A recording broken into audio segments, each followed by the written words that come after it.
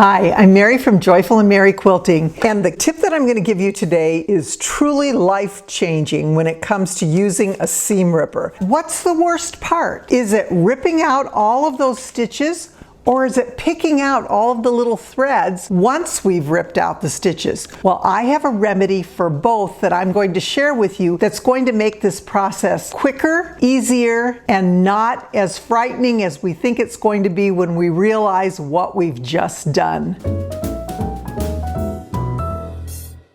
We always hate it when we have to rip something out, and in fact there are occasions when we just want to throw the whole piece away because we don't want to go through the process of taking out those little teeny stitches. Especially when you're quilting and you're using your 1.8 stitch length, it is really hard to remove those stitches without a lot of time and a lot of effort, a lot of picking. But this is not difficult if you do it this way. This is the product that I found. It's a Dritz product. It's called a Seam Fixes or a seam ripper, but what it does is it not only has a seam ripper with it, which is this, but it also has this little cap that goes on the end, and the cap is what's really going to ease that process or finish up the process of removing those stitches once you've ripped them. So I'm going to show you first of all how to rip a seam out without much effort at all. You don't have to go through and pick everything out. What you do need to do is pick out those first couple of stitches right there. You're just going to pick those out. Then you're going to open it up right side up so you can see the seam. We drop the foot down.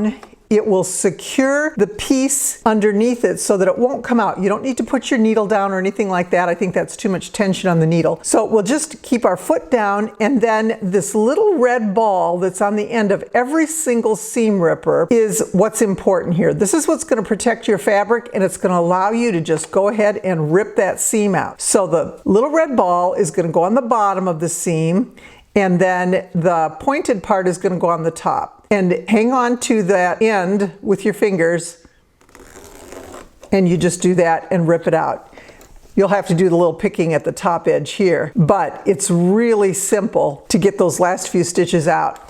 The part that we don't like is trying to get rid of all those little pieces. So what you do then is you use this end, which is going to basically get rid of all those stitches without much effort. So one thing I did notice was it's best for me to put this cover back on my seam ripper just because I like having the extra length.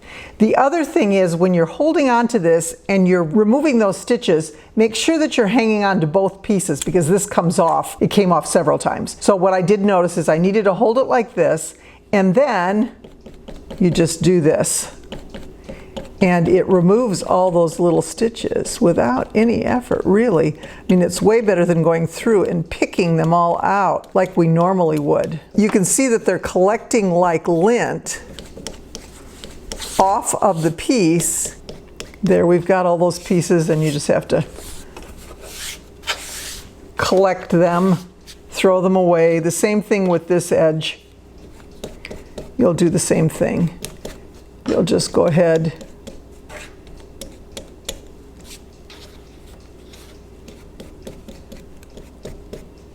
and there you are, all good to go for your next attempt at sewing that seam correctly.